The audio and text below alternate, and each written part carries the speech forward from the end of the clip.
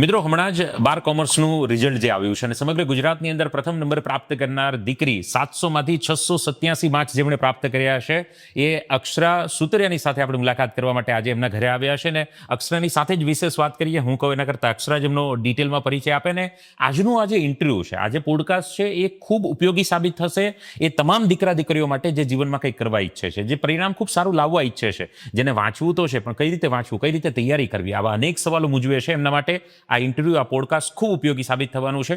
વિડીયોમાં એન્ડ સુધી અમારી સાથે બનેલા રહેજો, જેથી કરીને તમને ઘણી બધી અવનવી ટિપ્સ અને સ્ટ્રેટેજી મળે.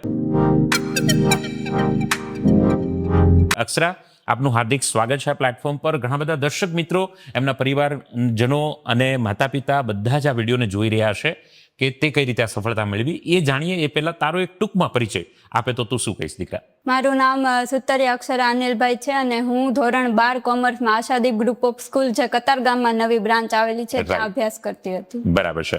મિત્રો, આશાદીપ ગ્રુપ ઓફ સ્કૂલ એક એવી સંસ્થા છે જે દર વર્ષે વિદ્યાર્થીઓના રિઝલ્ટ આપી અને ગુજરાત લેવલ પર પોતાની સિદ્ધિ સાકાર કરનાર ને સર કરનાર આ સંસ્થા છે. પોતે જ પોતાના રેકોર્ડને તોડતી આ સંસ્થા છે અને એવું જ આ દીકરીએ પણ રેકોર્ડ તોડ્યો છે.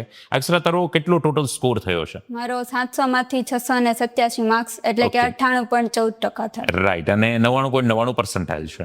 તો 13 માર્ક્સ કપાયા. તો કયા કયા વિષયની અંદર તારો શું સ્કોર છે? 7 વિષયનું આપણે માર્ક કરીએ તો ઇકો, બી અને એસપી 100માંથી 100 અને એકાઉન્ટ સ્ટેટ 99, ઇંગ્લિશમાં 93 ને ગુજરાતીમાં 96. બરાબર છે. એટલે 3 વિષયની અંદર 100માંથી 100 માર્ક્સ મેળવ્યા છે અને બહુ એક બે કેમ કે ટોટલ 7 વિષયમાં 13 માર્ક્સ કપાયા છે. એટલે બહુ મોટી ઉપલબ્ધિ કહેવાય, બહુ મોટી સિદ્ધિ કહેવાય અને આવું રિઝલ્ટ કોમર્સમાં ભાગ્યે બનતું હોય છે.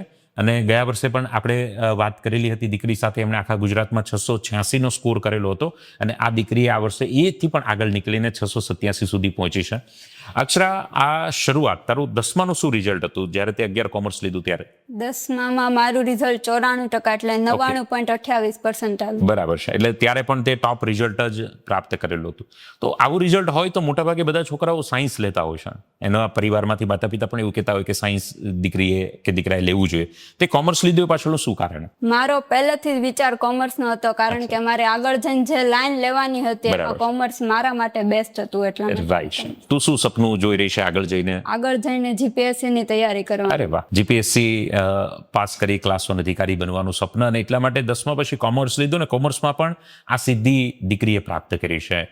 અક્ષરા, ઘણા બધા વિદ્યાર્થીઓ અત્યારે તારી જેમ 10માનું રિઝલ્ટ આવ્યા પછી અથવા 11મામાંથી 12મામાં ગયા પછી તેને સાંભળી રહ્યા છે. આવું રિઝલ્ટ લાવવું છે, 12મું જરૂર તારું શરૂ થયું, પહેલેથી તે ગોલ રાખેલો કે મારે આવી રીતે ટોપ રિઝલ્ટ લાવવું છે? ગોલ હતો એટલે અચીવ થઈ શક્યો. તો શું ગોલ હતો આમ તારો ત્યારે દીકરા? ગોલ મારો 690 માર્ક્સનો હતો અને જેમાંથી 687 સુધી હું પહોંચી ગઈ. અરે વાહ!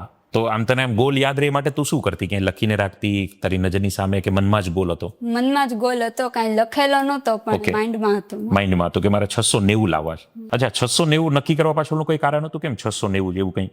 690 આજ સુધી કોઈના આવેલા નહોતા. અચ્છા, બસ એટલા માટે મેં વિચાર્યું કે કદાચ મારાથી પોસિબલ થઈ જાય જો હું આટલો ગોલ રાખું. એટલે મંજિલ મિલે યા ન મિલે वो तो मुकद्दर की बात है, पर हम कोशिश ही ना करें वो गलत बात है. ને એવું જ કામ કે એક અક્ષરાએ કર્યું છે. 690 કેમ? તો કે આજ દિન સુધી કોઈ ન લાવ્યું, મારે લાવવું છે. આવે ન આવે પછીની વાત છે, પણ મારા હાથમાં કર્મ છે, કામ છે, મહેનત છે, પરિશ્રમ છે, તો હું એ કરું. અને Ashadeep group of school, teacher મિત્રો, સથવારે માતા પિતા, પરિવારજનો બધાના આશીર્વાદથી દીકરી આજે આ મુકામ સુધી પહોંચી છે. અક્ષરા, ઘણા વિદ્યાર્થી તારી જેવું રિઝલ્ટ લાવવા ઈચ્છે છે, તો એને તું શું સલાહ આપીશ? પહેલી વાત તો એ કે ટીચર્સ ગાઈડન્સ આપે ને એની આપણે ફોલો કરવાનું, તો એનાથી ઘણું બધું કામ આપણું હળવું થઈ જાય. રાઈટ. અને પછી ડેઈલીનું કામ ડેઈલી કરવાનું. ઓકે, રોજનું કામ રોજનું કામ. ઓકે. તારું આમ રૂટીન શેડ્યુલ શું રહેતું દીકરા? સવારે ઉઠીથી લઈ સ્કૂલ આખા દિવસની તું વાત કરે તો? સવારે મારે ટ્યુશન હોય 9 વાગ્યા સુધી, પછી ઘરે આવીને થોડોક સમય વાંચું, પછી સ્કૂલ 5 વાગ્યા સુધીની, 5 વાગ્યાથી ઘરે આવીને રીડિંગ કરવાનું. બરાબર છે. તું રાતે કેટલા વાગ્યા સુધી રીડિંગ કરતી હતી? એટલે ટાઈમનું કઈ નક્કી ન હોય, પણ કામ નક્કી કરેલું હોય એટલું કામ પતે પછી. એટલે આજના દિવસમાં મારે એટલું કમ્પ્લીટ કરવું છે, એ થઈ જાય એટલે પૂરું એમ. ઓકે. પણ આઈડિયલી આમ તું સ્કૂલ અને ટ્યુશન જોવા જાય, બાત કરે તો કેટલી કલાકની તારી મહેનત થતી હશે ઘરની સેલ્ફ સ્ટડીની? સેલ્ફ સ્ટડીમાં તો 5 કલાક થતા હોય. બરાબર છે. મિત્રો, દરરોજની 5 થી 6 કલાકની સેલ્ફ સ્ટડી દીકરીને આ લેવલનું રિઝલ્ટ આપવા માટે ક્યાંક નિમિત્ત સાબિત થઈ છે. બેટા, બીજું આખા વર્ષ દરમિયાન આપણે જોવા જઈએ તો સોશિયલ ફંક્શનો, કેમ કે અમારે જે મિત્રો જુએ છે ને એને બધા પ્રોગ્રામો એટેન્ડ કરવાના હોય, મોબાઈલમાં ઇન્સ્ટાગ્રામમાં બે એકાઉન્ટ હોય, તો તારું સોશિયલ મીડિયા અને સોશિયલ સામાજિક પ્રોગ્રામ આખા આ 12માની સફરમાં કેવા રહ્યા? એટલે સોશિયલ ફંક્શનમાં તો હું મોસ્ટ ઓફ તો હું નહોતી જાતી, બરાબર. જવા જવું હોય ત્યાં જાતી હતી, બાકી Right. તો ક્યાંય જાતી નહોતી. અને બરાબર. ફોન અને ટીવી થોડું ઘણું હતું પણ એટલું બધું નહોતું એમ. ઓકે, એટલે સેલ્ફ કંટ્રોલ જે આપણો હોય રિફ્રેશ થવા માટે, ફ્રેશ થવા માટે, તો એ ઓકે છે, બટ વધારે એમાં હું નથી, એટલા માટે આ રિઝલ્ટ ક્યાંક આવી ગયું છે. વચ્ચે આપણે તૈયારી કરતા હોય, ક્યારેક માર્ક્સ ઓછા આવે, સ્કૂલની ટેસ્ટ લેવાતી હોય, ક્યારેક માર્ક્સ ઓછા આવે, એટલે ઓલું 690 જે નક્કી કરેલા હોય એમાં ડાઉટ જાય કે મારું આવશે કે નહીં આવે, મારું રિઝલ્ટ આવશે કે નહીં આવે. આ પરિસ્થિતિને તું કેવી રીતે મેનેજ કરતી? ઘણી વખત મારે એવું બનેલું છે કે જેટલો મારો ટાર્ગેટ હતો ત્યાંથી હું બહુ પાછળ રહી ગઈ હતી. તો Okay. ત્યારે મારા શિક્ષકોએ મને ઘણું મોટિવેશન આપ્યું, પ્લસ મેં મારી ભૂલ જે થઈ હતી એમાં પણ મેં સુધારા કરવાની મારી રીતે પૂરી ટ્રાય કરી. ઓકે, તું કેવી રીતે ભૂલને આઈડેન્ટિફાઈ કરતી કે આ મારી ભૂલ થાય છે? અમને સપ્લિમેન્ટરીમાં અમારા ટીચર્સ અમને લખીને આપતા કે અહીંયા તારી ભૂલ છે, જ્યાં તારા માર્ક્સ કપાઈ શકે, તો એ બરાબર. ભૂલને મેં ઓબ્ઝર્વ કરી અને પ્લસ એમાં હું મારાથી થઈ શકે એટલો મેં સુધારો કર્યો. ઓકે, અક્ષરા, તારી જેમ ઘણા બધા વિચારે છે કે મારે A1 ગ્રેડ લાવવો, મારે પણ ગુજરાતમાં ટોપ કરવું છે, પણ શરૂઆત કરે ને પછી વાંચવા બેસે તો ને કંટાળો બહુ આવે, આમ મન ન લાગે, બીજા બધા વિચાર આવે. આવું તને થતું? અને થતું તું કેવી રીતે એમાં પાર પડતી? એવું પણ થતું ઘણી વખત, બરાબર છે. પણ એવું જ્યારે થાય ને ત્યારે આપણો ગોલ એકવાર યાદ કરી લેવાનો કે Okay. અહીંયા સુધી પહોંચવું હોય તો આ રીતે આપણે વાંચવું તો ભેગું નહીં થાય. બરાબર છે. તારી આખી આ સફરમાં તારા પરિવારના સદસ્યોનો કઈ રીતે સાથ અને સહકાર રહ્યો? પરિવારના સદસ્યનો પણ ઘણો સાથ હતો, તો જ કદાચ મારાથી ના પોસિબલ થઈ શકતું હતું. રાઈટ છે. એન્ડ ટાઈમમાં તું વધારે લેટ નાઇટનું રીડિંગ પ્રિફર કરતી કે સવારે વહેલી ઉઠીને વાંચવાનું? લેટ નાઇટનું રીડિંગ જ કરતી હતી. ઓકે, તો અંદાજે કેટલા વાગ્યા સુધી તારું રીડિંગ થતું હોય? અંદાજે 1 થી 1.5 વાગ્યા સુધી. 1 થી 1.5 વાગ્યા સુધી. અને પછી તારી સવાર ક્યારે પડતી? 1-1.5 વાગે તું સુવે તો પછી ક્યારે ઉઠતી હતી? સવારે પછી 8 સાડા 8. બરાબર છે. એટલે રાતનું રીડિંગ તને વધારે પ્રિફર થતું હતું મોર્નિંગ કરતાં. ઘણીવાર આપણે અમુક ટોપર મિત્રોને જોતા હોય તો અક્ષરાની જેમ લેટ નાઇટ સુધી વાંચતા હોય છે. એટલે સવાલ અક્ષરાને એટલે પૂછું છું, ઘણીવાર વિદ્યાર્થી સર સવારે વાંચું કે સાંજે વાંચું, તો લાઈવ એક્ઝામ્પલ છે કે લેટ નાઇટ સુધી રીડિંગ કરીને પણ ગુજરાતમાં ટોપ આપણે આવી શકીએ છીએ. મુદ્દો એ છે વાંચવું જોઈએ, લેટ હોય કે મોર્નિંગ હોય, પણ વાંચવાથી રિઝલ્ટ બને છે, જેમ અક્ષરાએ મહેનત કરીને આ સફળતા પ્રાપ્ત કરી છે.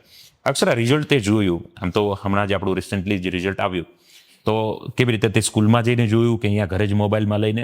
શું માહોલ હતો પરિવારમાં તે જ્યારે ન્યૂઝ આપ્યા? કેવી રીતે બધાનો? મેં તો રિઝલ્ટ સ્કૂલે જ ખોલ્યું હતું બધા સર ટીચર્સની સાથે. બરાબર છે.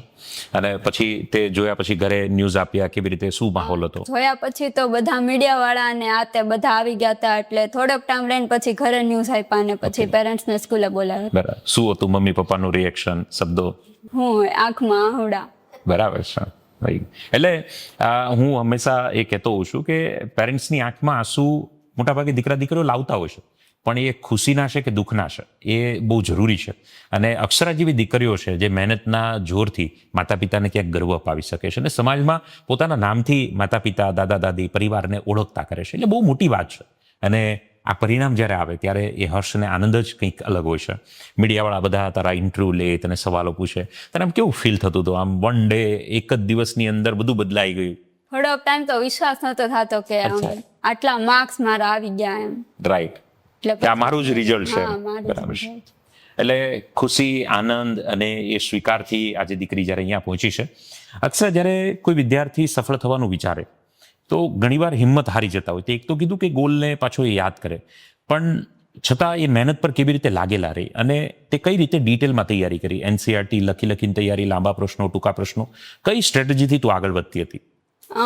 મારી એક પહેલી સ્ટ્રેટેજી તો એ હતી કે હું ગોખતી નથી. હું જે કોન્સેપ્ટ લઉં ને એને પહેલા પૂરો સમજી લેવાનો. Right. એટલે એ કોન્સેપ્ટ બહુ લોંગ ટાઈમ સુધી મને યાદ રહી જતો હતો. એટલે રિવિઝન જો હું કદાચ ઓછું કરતી ને તો મને બહુ પ્રોબ્લેમ નહોતો આવતો. Plus Okay. રાઇટિંગ પ્રેક્ટિસ પણ મેં કરેલી હતી, પેપર રાઇટિંગ બરાબર. અને ક્વેશ્ચન આન્સર પણ હું લખીને પણ ઘણી વખત મેં યાદ કરેલા છે. રાઈટ.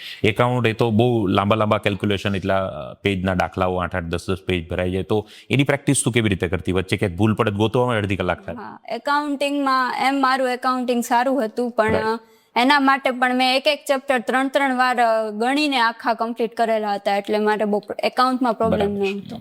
અને થિયરિકલ સબ્જેક્ટને તું ગોખવા કરતા સમજીને, સમજવાને વધારે ઓકે, પ્રેફર. જેથી વારંવાર રિવિઝનની જરૂર ન પડે. એટલે ગોખવાની જગ્યાએ સમજીને અને રાઇટિંગ પ્રેક્ટિસ લખીને તૈયારી થતી તો ખૂબ સારું કામ થતું. અક્ષરા, તારું ફ્રેન્ડ સર્કલ, તારું ગ્રુપ એ કઈ રીતનું રહેતું હતું?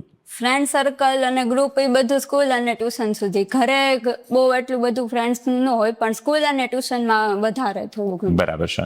અને તારા ફ્રેન્ડ્સનું પણ આમ જે 3-4 જે કંઈ પણ તારું બેનપણી ફ્રેન્ડ્સનું જે ગ્રુપ હોય એમના કેવા રિઝલ્ટો આવ્યા છે? એમના પણ A1 અને A2 સુધી તો બધા પહોંચી ઓકે, ગયા છે. એટલે તારું ગ્રુપ પણ A1 નું જ એવું જ લિમિટેડ ગ્રુપ હતું અને ઘરે તો તું સેલ્ફ સ્ટડી જ એકલી જ કરતી હતી. બરાબર છે. તૈયારી દરમિયાન ક્યારેક આપણને એવી હિંમત હારી જઈએ, એવો વિશ્વાસ થોડો મોડો ડગી જાય કે યાર આ હજી હમણાં મેં તૈયાર કર્યું પાછું ભૂલાઈ ગયું, આ યાદ જ નથી આવતું, અને આપણને એવું લાગે કે મને યાદ જ નથી રહેતું. એ સમયે તું શું કરતી? એવા સમયે એ વસ્તુ હું છે ને 2 થી 3 વખત વારંવાર મારી જાતે સમજવાની ટ્રાય કરતી. બરાબર છે. છતાં ન સમજાય તો પછી સ્કૂલના ટીચર્સની હેલ્પ લઈને પણ એ બધું કમ્પ્લીટ કરતી. ઓકે, આ આખી સફર દરમિયાન તારી આ સફળતાનો શ્રેય છે એ તું કોને આપીશ? સફળતાનો શ્રેય પહેલું તો શાળાની ટીમ, શિક્ષકોની, કે જેમણે મને ફૂલ સપોર્ટ કર્યો અને પર્સનલ મારી ઉપર એટલું ધ્યાન આપ્યું કે જેથી આ થઈ શક્યું. બરાબર. બીજું મારો પરિવાર, પેરેન્ટ્સ, અને ત્રીજી મારી મહેનત. રાઈટ છે.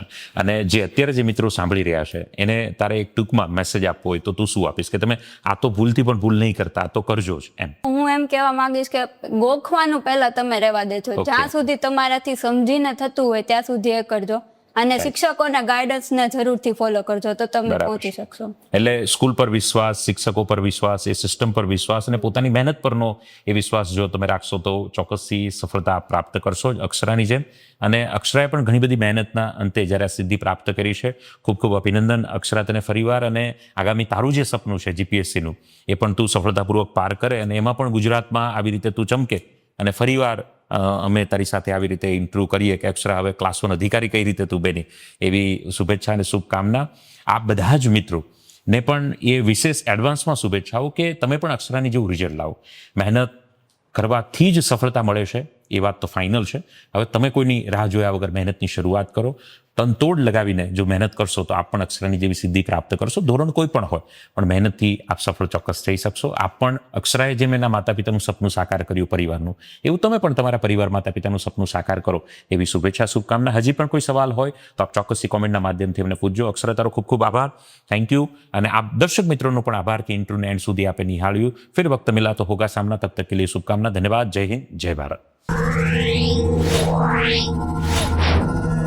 Yeah.